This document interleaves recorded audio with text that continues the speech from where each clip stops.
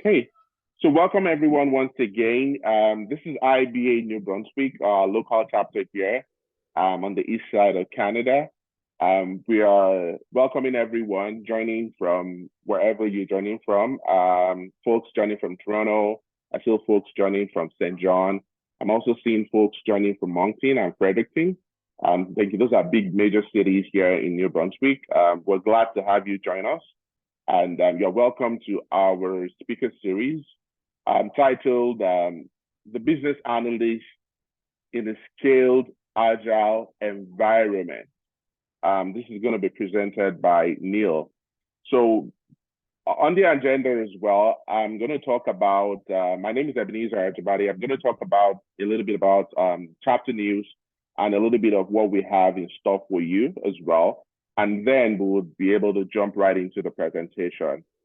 So pretty much in terms of our chapter updates, right now we've had several of our speaker series, and of course, we're also having in the pipeline lots of initiatives to be able to, support business analysts here within our community, as well as, foster that ecosystem here in New Brunswick. So we have a couple of initiatives, and of course, we're going to need volunteers, right? So if you're interested, feel free to send an email to president@nb.ib.org, and we will definitely pick it up as well. So I know some folks have sent emails. Feel free to, and still would expect you would definitely hear from us and as well. So we also have some other upcoming events. So in October, we should be having another speaker series after today. That's going to be the impact of AI. And of course, a lot of us are familiar with what ChatGPT has kind of opened our eyes to right now, especially in the business analysis community. So we're going to be talking about the impact of AI on business analysis roles. And that's going to be presented by Dedrick Karen. And then, of course, one of our initiatives is also to have like a lean coffee, something without an agenda. Let's talk about those pain points. What are those pain points that usually affect business analysts? Let's talk about them in an informal session. Everybody brings their own coffee, technically. So I would pretty much introduce our speaker for today, and then we'll get started. So Neil is a transformation architect, an executive leadership coach, a keynote speaker, and of course, an author that has helped lead several enterprise agile transformations in global Fortune 500, Fortune 100 companies, as a matter of fact, not just five, such as Caterpillar, Prudential, Pfizer, Boston Consulting Group, and Fidelity. He's also a proud member of the John Maxwell Leadership Certified Team and a DISC behavioral analysis trainer, and is one of the only 140 people in the world to have earned the SPCT, the highest level of certification from Skilled Agile. He's known as an insightful, energetic, and humorous motivational speaker that has presented at several Fortune 100 companies, the PMI, and several of our IBA local chapters. And of course, he's done this around different events, and he has spoken about several subject matter in very many events across the world.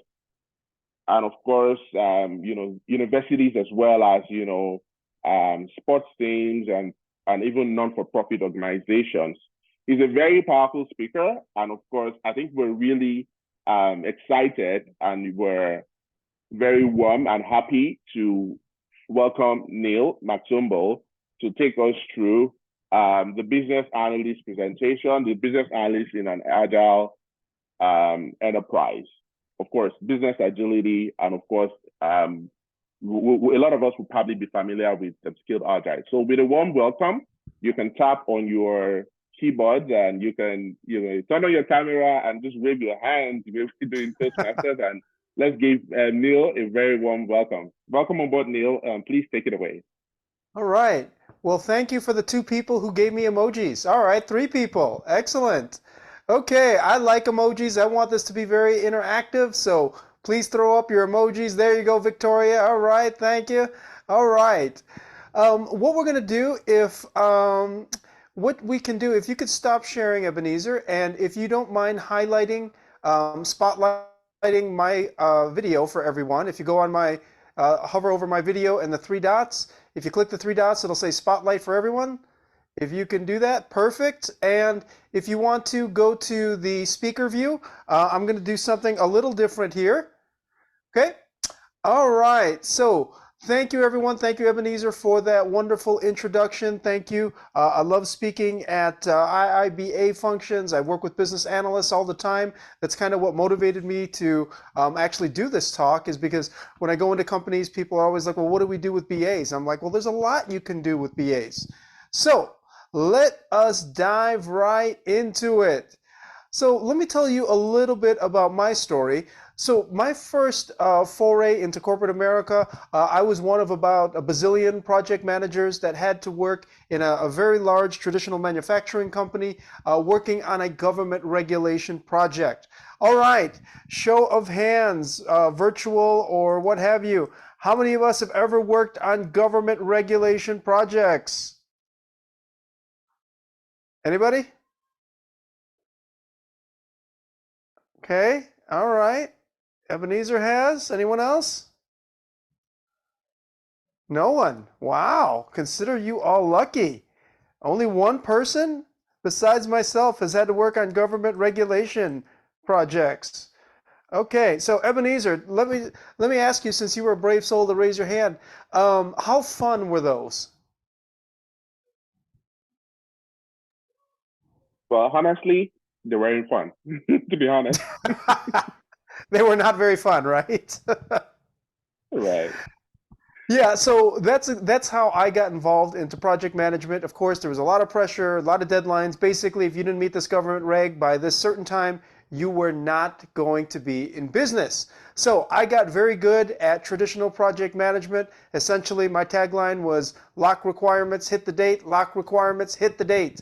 And did pretty well at that, and got promoted, went over to the digital side of the house, and all of a sudden I had to find something different because I'm working with a bunch of people that are not in manufacturing, and they're working on experimental projects. And one of the first groups I had to work with was a group of data scientists. I know data science, analytics, AI, all that kind of stuff is a very hot topic. But years ago, when I first started in my corporate career, I was working with a bunch of data scientists. Matter of fact, these people were incredibly smart. I'm talking one team I worked with, we had 5 master's degrees. 3 people had PhDs, and one guy had 2 PhDs. And I have ADHD. So, me trying to tell these people lock requirements, hit the date, that wasn't going to work. Finally, one of the people had to pull me aside and said, Neil, we don't have requirements. I said, what do you mean you don't have requirements? I thought that was sacrilegious. And they said, no, we don't have requirements. What we have is a hypothesis. And I said, a hypo what? A hypothesis, and we're testing a hypothesis. So I had to find something different. Traditional project management was no longer going to work where I was working out with these digital group, with these data scientists who were running these experimental projects. So that's how I got into Agile. And I started building my team. I ended up having a team of project managers, business scrum masters, agile coaches, and of course, business analysts. And ended up winning a Leadership in Action award from that company. So with that said, I want to take some of that experience I've had actually running a team of business analysts and show you how we work that into the scaled agile framework. Okay, the scaled agile framework. So what I want to do is I want to talk about um, at different levels all throughout scaled agile, right? We have the team level, we have what we call the art level, which is a team of teams. We have the large solution level. Essentially, this is a bunch of team of teams, right? So you have a scrum team, you have like maybe less than 10 people. Then if you have a bunch of different agile teams, you have an agile release train, and then you have If you have several Agile release trains, we're talking hundreds of people. I've worked at companies where we literally had thousands of people, almost 1,000 people on Agile release trains. And then, of course, we have the portfolio level. And I want to show in this talk how BAs can fit at every level of a scaled Agile enterprise. Okay, so let's start out where everybody's pretty familiar with is the team level. Okay, let's start out at the team level. Now, team and technical agility is one of the competencies of Scaled Agile, and the Agile Manifesto states continuous attention to technical excellence and good design enhances agility. We have Agile teams, built-in quality, and teams of Agile teams. So this built-in quality is really where I believe one of the many ways that BAs can help. Well, what do you mean? Well, in Agile, we talk about we want to shift left. Well, what do you mean? Instead of doing design, build, test, deploy like this in big stages and phase gates, what we want to do is we really want to shift left, okay? We want to shift left and we want to start thinking about testing before we even start coding, okay? Ideally, we write tests before we start building. Good engineering practices. Whether you are building software, whether you're building big, humongous pieces of hardware or what have you, you always want to think, how can I make this testable? How can I build testing into whatever I'm developing, right? If you can't test it, you can't validate it, we're not sure how the customer is going to like it. And we want to do that early and often. We don't want to do it at the end. So what do? We have this thing called behavior-driven development. So what do we do there? Everything starts with the conversation. We want to make sure we get the business, the technology, and the testers all involved early enough, right? And we want to have a conversation, and we want to understand what's going to happen before anybody writes code. Matter of fact, we write acceptance tests, or sometimes they're called functional tests, right? We state things in plain English, and we state things in business terms, right? So we write these tests before we actually start coding, and then we code, and then hopefully now our goal, the entire team's goal, is for the tests to pass. It's not just QA, the whole team is trying to build quality in. How do you build quality in? You write tests before you start coding, and then we refactor, and then we rinse and repeat. So what BAs can do is BAs can act as professors. They can act as professors. I like to think of this almost like cheating, right? Young people, or I know some adults that love video games, and we're always looking for the cheat code. Well, for me, this is a cheat code. What do you mean? We want to make sure we can leverage BAs to help them with those acceptance tests, to help them understand, when I say them, the team, developers, testers, etc. Matter of fact, I'm working with the BA now, and I told them, I said, look, we have some third-party testers. You need to partner with those testers. I want them to understand the business as well as you do, right? So that they can write good tests, so that, again, if we write our test before we write our code, we can help build quality in. And our goal now is to help to build the quality in. People ask me all the time. They say, Neil, how do we deal with defect management? I've been at companies where they spend 2.5 hours a day dealing with defects. All right. How many have ever been in those meetings before where you're in defect meetings for 2.5 hours a day? Hour and a half? Anyone? Bueller? Okay. Boy, Ebenezer, you are a glutton for punishment, aren't you? Anyone else? Okay. So, at any rate, what do you mean? Instead of dealing with 2.5 hours worth of defects, let's try to prevent defects, right? So a business analyst, you all are specialized. You know the business, you understand technology, you can help the teams, you can help the QA team, you can help developers, etc. You can help them state tests in business terms through behavior-driven analysis. Every time I work with a team, I absolutely want BAs there. People are like, hey, what can we use them for? Well, this is one of the ways we can use them. At the team level, we can use business analysts to help them not just be testers, but to help educate the team on what we should be looking for when we do tests. Now, to give you an idea, when we write a user story, right? As a user, I want to so that. Okay, you guys can unmute yourselves. Anyone want to take a guess why they started writing user stories on index cards or sticky notes? Take a guess, anybody?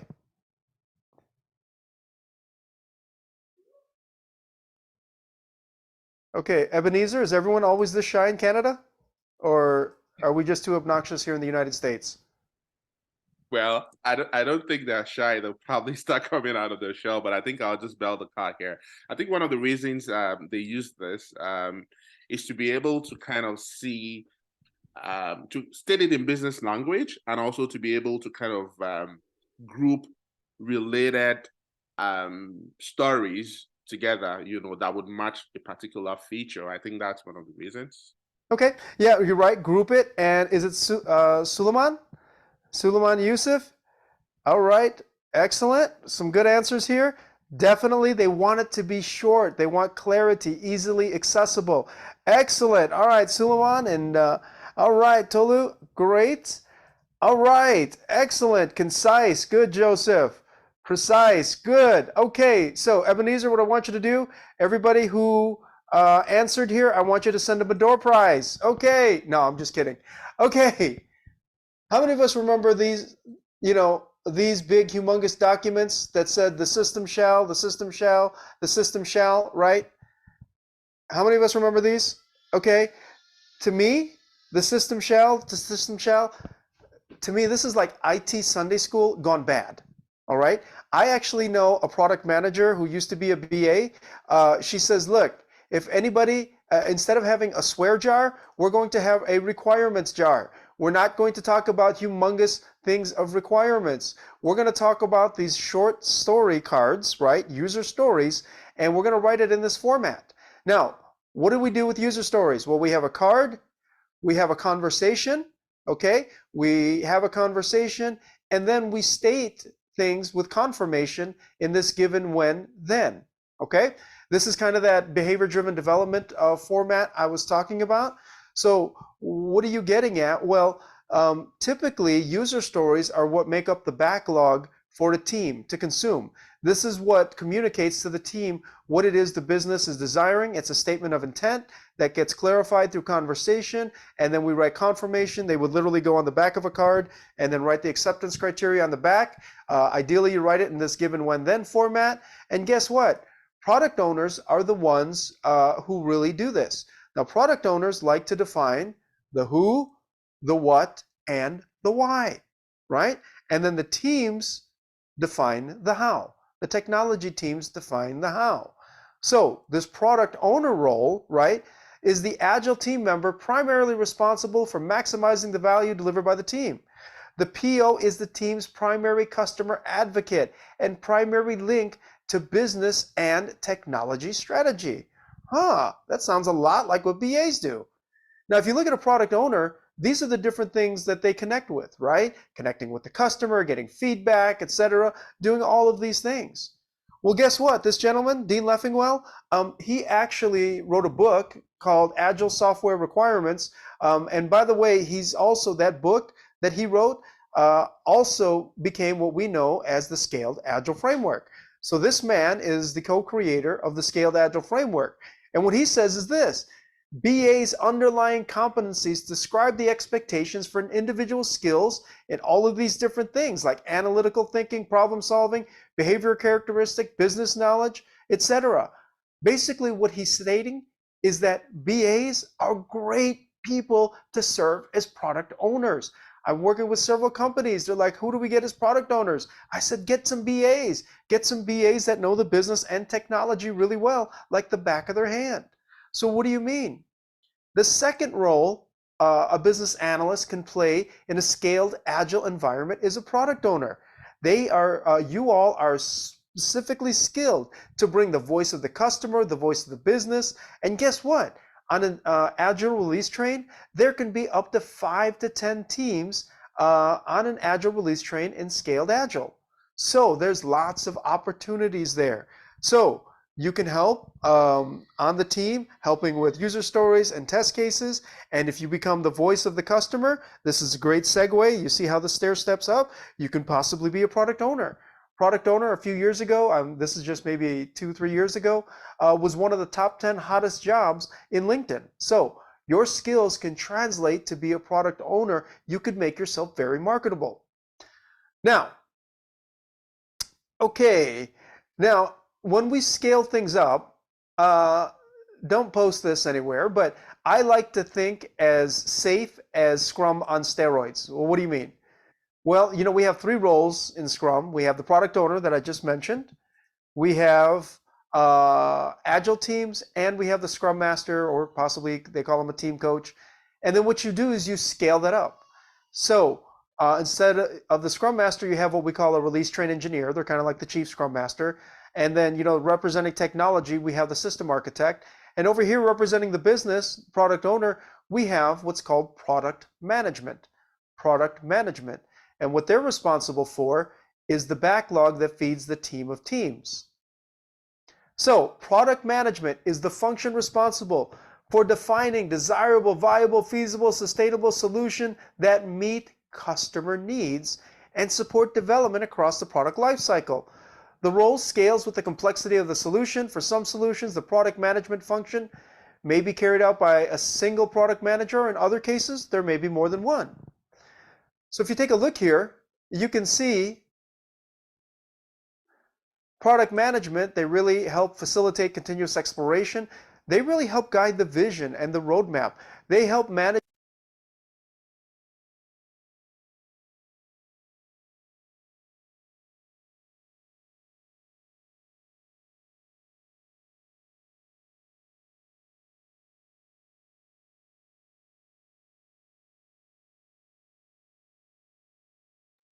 I think we lost audio a little bit there, Neil.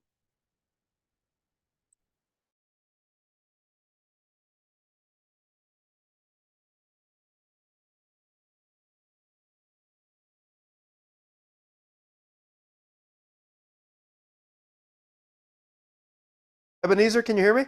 Yeah, we can hear you now. Perfect. Thank you. Oh, hang on. Hang on 1 second. Pause, please. Go ahead and play a commercial.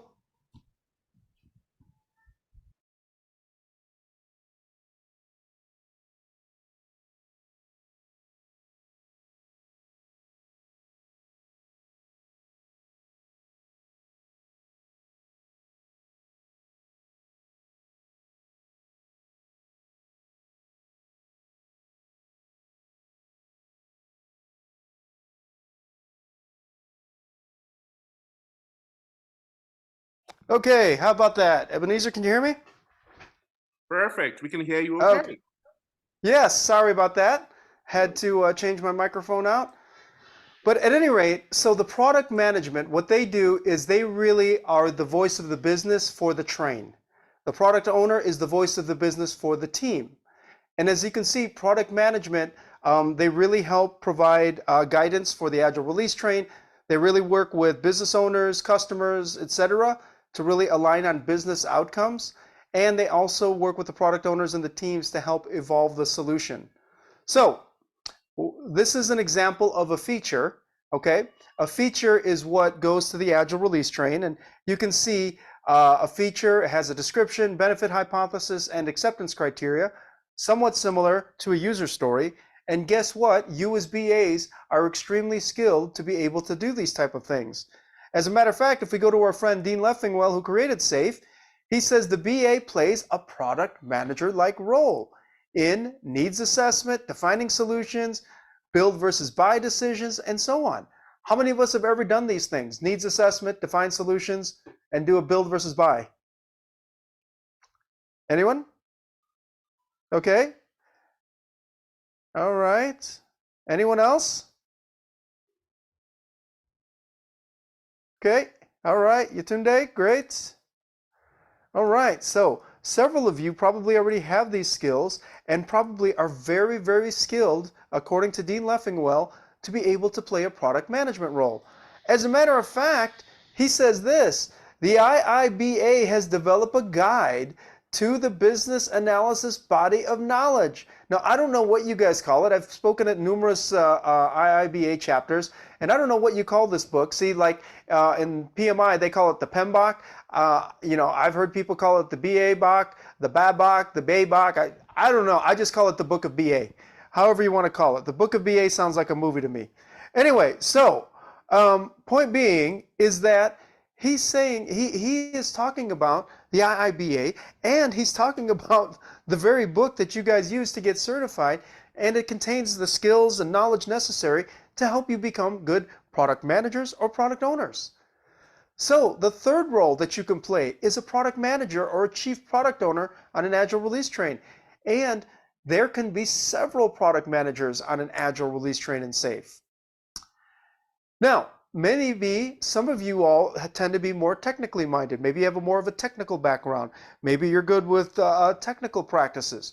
Well, on an Agile release train, we have something called the system team. Now, what is the system team? The system team is a specialized Agile team that assists in building and supporting Agile dev environment, including developing and maintaining the continuous delivery pipeline. They may also support the integration of assets, end-to-end solution testing, DevOps, mindset and practices, deployment, and release on demand.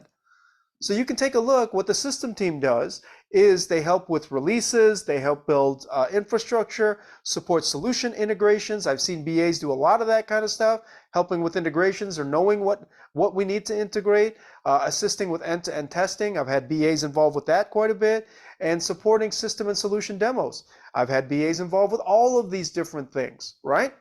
So the system team, right, we talked about that, and excuse me.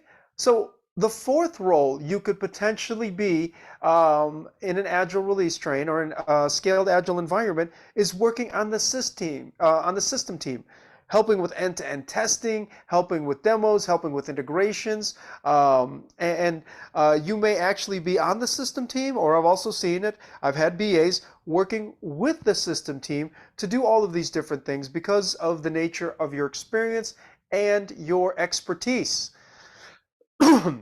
Now, again, if you are technical, we have somebody called a system architect or engineer. Now, a system architect, and I just got through training system architects for the last 3 days. The system architect is responsible for defining and communicating a shared technical and architectural vision for solutions developed by the arts. This helps ensure that the system or solution under development fits its intended purpose. So as you can see, the system architect works with quite a few people: the release train engineer, enterprise architecture, solution architecture. They work with the teams. They work with the system team, shared services, the business, product management. They work with a whole lot of different folks. Some of you are probably doing a lot of this already, doing a lot of coordination, a lot of talking, gathering information. Now, to be honest with you, one time I was working at a company, and at this company, this is years ago, and I know I'm kind of dating myself, but MongoDB was a big thing. It was like every meeting I went to, everybody always talked about MongoDB, MongoDB, MongoDB. Wonderful, great. This was newer, right? This was relatively new several years ago, and people were super excited about it. The company put in a ton of money in it. Now, the problem is, the company that I was working with was about 150 years old. And unfortunately, so was their technology. MongoDB did not play nice within their ecosystem. So what happened? It did not work very well. So what did we have to do? We had to pivot, and we had to get all these super technical people together. We had to get our VP of architecture. We had to get tech leads. We had to get all of those people together. Now, you want to take a guess who was actually leading the discussion? It was a business analyst. They were a business analyst that had very, very good technical skills. They understood the systems, the integrations, everything, had a really, really good technical background. And this BA was the one at the forefront in front of all these incredible tech leads within the company. I'm talking, again, VP of Architecture, VP of Technology, and all these other tech leads and, senior level people, and a business analyst. This business analyst was working basically kind of like a system architect engineer and really trying to help find a new solution for that. So what are you getting at? Well, guess what? For those of you that have great technical skills, you could potentially be a system architect or engineer. You could provide the technical vision, and you have great knowledge of the company's systems. Now, we talked about how SAFe, right? If you scale that up, you have the Agile release train. This is a team of teams. And if you have a bunch of teams, right? Again, I've worked with the companies that had nearly 1,000 people. I have colleagues that worked at companies that had 2,500 people on Agile release trains. We have something called solution management. Solution management. Well, what do you mean by solution management? Well, just like I mentioned, we had the product owner, that's the voice of the customer for the team. We had product management, that was the voice of the customer, the voice of the business to the team of teams. And now you have solution management, that's what they call this, large solution. Think large solution, go big or go home, right? Again, you could have tons of people here. Right? They basically represent the business for all of these hundreds, possibly thousands of people, okay?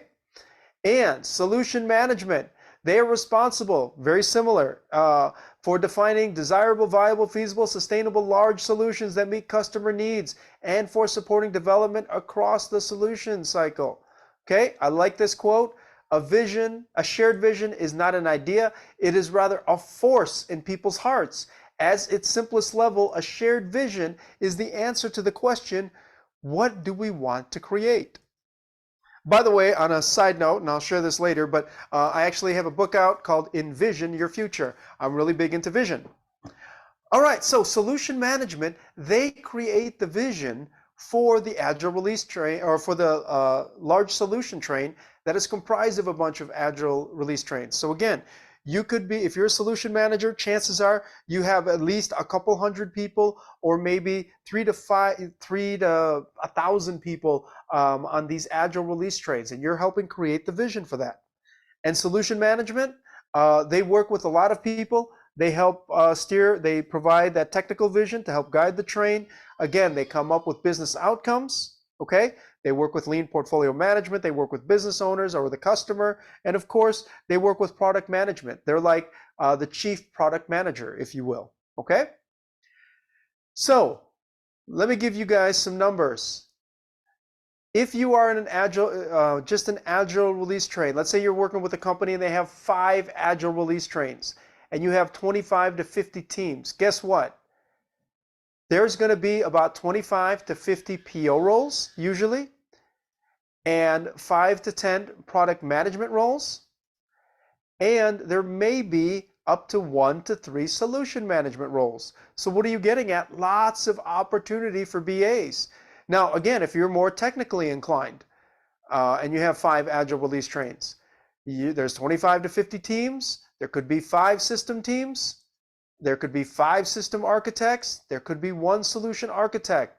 So lots and lots of opportunity, whether you lean a little bit more towards business or you lean a little bit more towards technology. Now, if we go to the top of the organization, right? If we go to the top level of an organization, if we look up here, right? A little hard to see. There we go. We have these folks called epic owners. Epic owners. Now, what is an epic? What do you mean by epic? Okay, an epic is a container for a significant solution development initiative that captures the more standard, substantial investments that occur within a portfolio. So an epic is very, just like the term epic, I like to think of the young kids, they said, dude, that's epic. It means it's big. And because they have considerable scope and impact, epics require the definition of an MVP, minimum viable product, and approval by lean portfolio management. So what do you mean? Up here where we have these epic owners, you can have senior level BAs that I've worked with several that have fulfilled this kind of role. And what they do is they help write business cases and things like that for these large initiatives. Okay, they represent the voice of the business for the portfolio. So, and to give you an example, this is what an epic hypothesis looks like. I just got through training a group of folks on this. But essentially, it has an epic description, somewhat similar to a user story. And some of the key things is, what are the outcomes? Why are, the outcomes I like to think of, why are we spending the money and why are we spending the resources on working on this? This justifies the benefits that we're going to get from whatever it is that we're doing. And something that's also important are leading indicators. Okay, how do we know that we're on track? And then, of course, we need non-functional requirements. BAs can help with that too. Again, if you tend to be a lot more on the technical side. So what are you getting at? BAs thrive working on things like this. They love stuff like this, okay? And then we also have a lean business case. Instead of having 40, 50-page spec docs or what have you, we have a lean business case that's maybe a page, page and a half. This is typically what Epic owners work with. And guess what? They're responsible for coordinating epics through the portfolio Kanban system. What that means is it's kind of the approval system in Agile. And they work with stakeholders to define the epic, the lean business case, and the definition of MVP, and are responsible for shepherding the epic through the whole system. If lean portfolio management approves the epic, the EO coordinates the introduction of the epic into implementation with the Agile release trains. I've worked with several companies where they have, I consider these senior level BA folks that are helping creating the business cases, that creating the MVPs, and helping it get through the approval process. Okay? Now, collaboration is a key aspect of this role. They can only be effective if you collaborate with other stakeholders. They help fill the gaps in planning and execution. Again, this is how I see BAs. They help fill in gaps, right? That's what you all do as BAs. So if you take a look, this is kind of like who they will be working with. We'll work with lean portfolio management. That's kind of like Agile portfolio management. We're going to work with product management, solution management, folks we talked about, the RTEs. They're like chief scrum masters, the Agile teams. You're going to be working with a lot of people, right? You're going to be working with all kind of business owners, etc., as well as you got to work with technology folks, right? So you collaborate with all kind of stakeholders, all kind of different people. So, all right, the BA role. Number 6, you can be an epic owner. You can help define the MVPs, the hypothesis statements, the lean business cases, and cost estimates. So what am I getting at? Regardless of where you are, there are all kind of roles for you within the, there are absolutely all kind of roles for you within a scaled Agile enterprise. One last thing I want to share with you is, you can't see it here. See this role, enterprise architect? This is somebody, an enterprise architect has the technology vision for basically the enterprise. I just got through working with, I've worked with several enterprise architects. I've worked with people who are VPs, etc., or AVPs or VP level. Again, very senior level people who are enterprise architects. And guess what? They started out as a BA. They started out just like you. And one of the enterprise architects I'm working with, I believe he's an assistant VP, if not a VP, and he's probably the most knowledgeable of most of the systems in this one company, one of the clients I'm working with. He probably has more knowledge of more of the systems and applications in that company than everyone else. As a matter of fact, the chief operating officer wanted to create a diagram for all these hundreds and hundreds of applications. He was the one that did it. Again, he started out as a BA. He's extremely well-respected enterprise architect, and he started out just like you all. So again, at every level of an enterprise, from the team level to the art level, to the solution level, to the portfolio level. There is plenty of opportunity for you all that have incredible skills, for all of you team members, product owners, product managers, system team members, system architect, epic owner, even enterprise architects. There is absolutely room for you in a scaled agile enterprise. Okay, well, I have done quite a bit of talking. Thank you all so much. I really, really appreciate it. Just want to share a couple things before we go into Q&A or networking or whatever you like to do. I would love to stay in contact with you. So if you would like to, please look me up on LinkedIn. If you click on the QR code, if you use that QR code, you will be able to get my contact information. I'll also put my LinkedIn here I will put my LinkedIn here in the chat. Also, what I would like to offer you and your chapter, if you buy my book, if you do purchase a book, what I would like to do is I'd love to give you a free coaching session so we can talk about Agile, we can talk about career development, we can talk about leadership, or if you just want to do personal growth, you want to run a marathon, or you just want to be a better person or what have you, I would absolutely love to help you in any way. So again, please contact me. If you buy a book, I will give you a free coaching session. We can talk about anything from scaled agile, leadership, or just maximizing your potential. All right. Well, thank you so much, everyone. Ebenezer, I'll open it up to you. I don't know if you want to do Q&A or you want to do some kind of networking game or what have you. But thank you again for having me. Thank you very much, Neil. That was really awesome, and we've really learned a lot. I think we'll jump right into the Q&A. I think this was an interesting session, and I'm trying to just gauge the demographic of the kind of BAs that we have in the room. Lots of people, it looks like, like the 50% in my head, right, are probably not as familiar with skilled agile. Yeah, but Sure. I know that a couple of senior BAs here in the room who are kind of familiar. So we can kind of open it up for questions. Sure. If you have any questions, please feel free to put it in the chat. Of course, while we're doing that, I think I have a quick question here. So Sure. on an agile release train, on skilled agile engagements, yeah, as a Yep. BA, or maybe as a proxy product owner or a product owner or a product manager, so to speak, you have to do a lot of collaboration, yeah, Absolutely. teams and also in the arts, yeah. I Yep. mean, how Absolutely. yeah, how do we manage that level of engagement? Because that makes it a lot complex. You know what I mean? Yeah. So I mean, Right. what should BAs do for us to be able to manage that level of complexity? Right. Good That's one question. of the questions on the top of my mind. So one of the things with a product manager, I would say they probably spend 50% of their time kind of upward, doing like market research, voice of the customer, maybe depending on what product you guys are selling, maybe working with customers themselves or doing research, market research. Analytics is a huge deal now. Getting that kind of information, doing focus groups, all those type of things. And then 50% of their time working with the teams.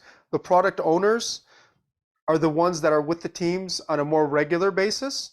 So they're the ones on the day-to-day basis, and then the product management is like a level up, if that makes sense. Product owner, product management probably spends up to 70, 80% of their time with the teams. Product owner, excuse me, probably spends 70 to 80% of their time with the teams. Product management is probably like 40 to 50% of the time with the teams, and then the other part, they're upward, really trying to get that feedback from stakeholders and business owners and things like that. They're kind of like being politicians. You know what I mean? So good question there. Right. All right. Any other comments or questions? So I will open it up now for questions. You can put your questions on the chat if you're not able to ask in person. You can just put it in the chat, or if you want to private chat me as well, I can do that.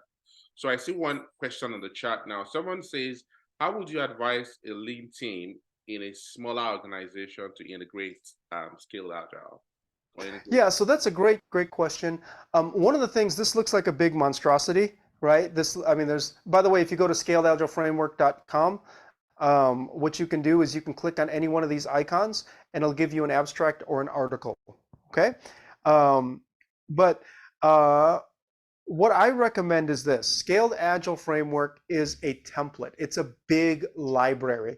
I like to think of Scaled Agile as like a big university, right? And depending on your team's needs, then I would adopt this. You use Scaled Agile. Typically, you would use SAFe if you're building big things, right? If you've got like 50 to 100 people, and that's an Agile release train. You know, if you have a team of teams of 50 to 100 people and you're building something big, then you need that. Now, if you're just a team and you're pretty self-contained and you know you can have the skills necessary to develop whatever it is you need to develop, maybe Scrum or Kanban or what have you can work for you. Okay, you don't have to adopt SAFe just for the sake of adopting it. My first Agile mentor, he always told me, Neil, understand what problem are we trying to solve?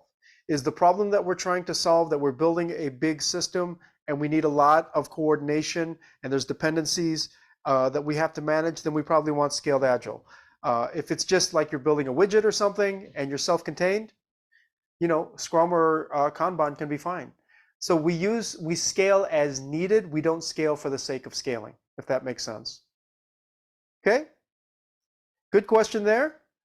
Awesome. Any other comments or questions? Now, listen, I work with a lot of BAs. I've never had BAs not ask questions, okay? So, you're welcome, sir. Right. So I'm just well, we're probably getting the questions in the chat, or someone's probably going to ask shortly. I was wondering though, is there going to be like a proposition, or if someone buys the book like right now, is there like going to be like a discount or something? For what's that? If you buy the book right now on Amazon. Oh, yeah. So the offer is this. Typically, when I do coaching sessions, I typically charge anywhere from 75 to 100 US dollars per coaching session. And so basically, if you buy my book is like $8 if you buy the ebook, or $20 if you want a hard copy. If you buy the book, what ends up happening is you basically get $75 worth of coaching for free. So that's kind of the deal. Awesome. Okay. So I'm sure I love that book, and I think I'd seen it, and I think I'm just gonna jump in. So yeah, please do. The offer. All right, thank you. All right, anybody else have any other questions? So I don't see any questions on the chat. I kind of have one more. So while I'm thinking about it, right, I have the feeling that it's going to be a little challenging, right, trying to clearly articulate the scope while you have many small teams, you know, working on like the same project, right? Of course, and then you try to align the art team. And I feel scope might be a little blurry here. So how do you kind of navigate that part, you know, as a BA? Yeah, that's really, really good question here. So the best way I can answer that is the whole point of an MVP, minimum viable product, right, is you're creating something so that you can put it in the hands of a customer, whether internal or external, and you see how they react to it, get feedback, and then you can make changes as you go. Traditional project management, you try to figure out all your requirements up front. And really, if you think about it, you know the least amount about a project at the beginning of a project. And then, you know, 6 months after you create these big, humongous requirements doc, the market might have changed. If you build an MVP, what you do is instead of spending that 6 months gathering requirements, maybe you do like a few weeks of that, and then you're testing a hypothesis at a very low cost, low risk, low effort kind of way. And then based on the feedback you get, you can make changes, and then you add scope as necessary. That's kind of how Agile works. Can we create a hypothesis? Can we test that hypothesis in the most efficient, cheapest, least labor-intensive way so we can get feedback so we know if we're on the right track or not? That's basically how you handle it. And then as the teams, we want persistent teams, long-lived teams. As the teams are going, then you understand they start working more efficiently, and they can make changes even faster, and you can start delivering better products. And like the BA plays a great role in giving that voice of the customer, voice of the business, and providing feedback for the teams, or helping garner feedback for the teams. So great question there. All right. Anyone else have a question, comment, or anything?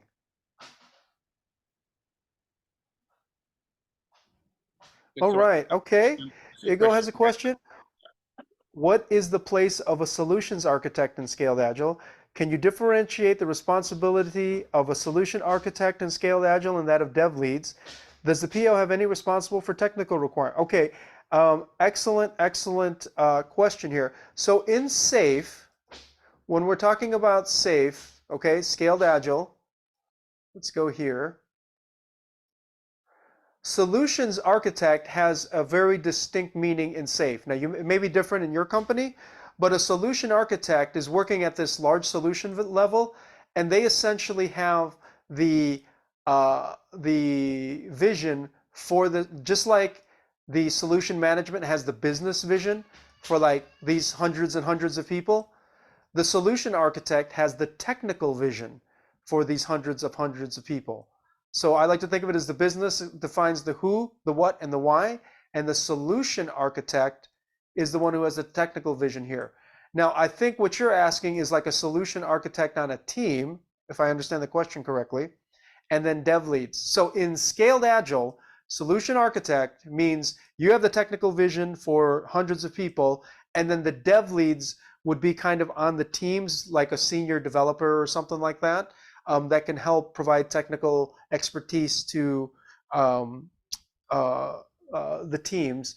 An architect is like an architect likes to look across teams. A dev lead is probably more team focused, and then an architect. Now, a dev lead could end up being a system architect or a solution architect, right? So dev lead, team focused, architect, team of team, or teams of teams focused. And then your last one, does the PO have any responsibility for technical requirements? What I like to think, it depends on the PO, right? That's the standard consulting answer. And it depends on the initiative you're working on and the PO. Some POs have really strong business knowledge, not as strong technical knowledge. Some POs, I've seen some POs who came from engineering side, right? So it just depends on the PO and the initiative you're working on. I will say this, POs should be collaborating with technology so we can help flesh out those quote unquote technology requirements or technical requirements. Typically, it's the team or the system architect or solutions architect that will come up with the technical requirements. We call those enablers in Scaled Agile.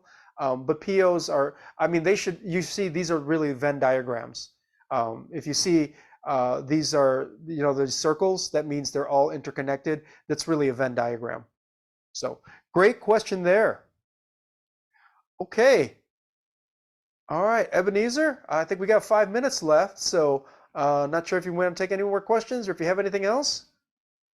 Yeah, thank you very much, Neil. I really do appreciate your time, and I think this has been very insightful for sure. Again, I'm hoping that a couple of folks will pretty much, buy any of the books here and also connect with you. We really, Please. of course, sure, we'll be looking forward to also having you again in our chapter. Absolutely. And then, of course, I see a couple of things in the chat too. Really appreciate this.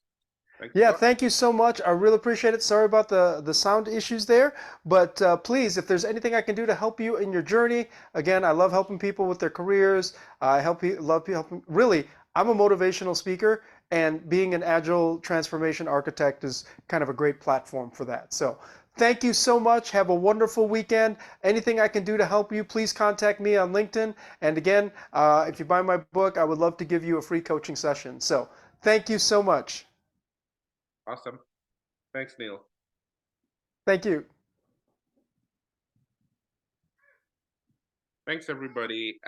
We've come to the end, and I want to say thank you for attending as well. And also, we're looking forward to having you join us in our next speaker series. It's going to be a very interesting one as well.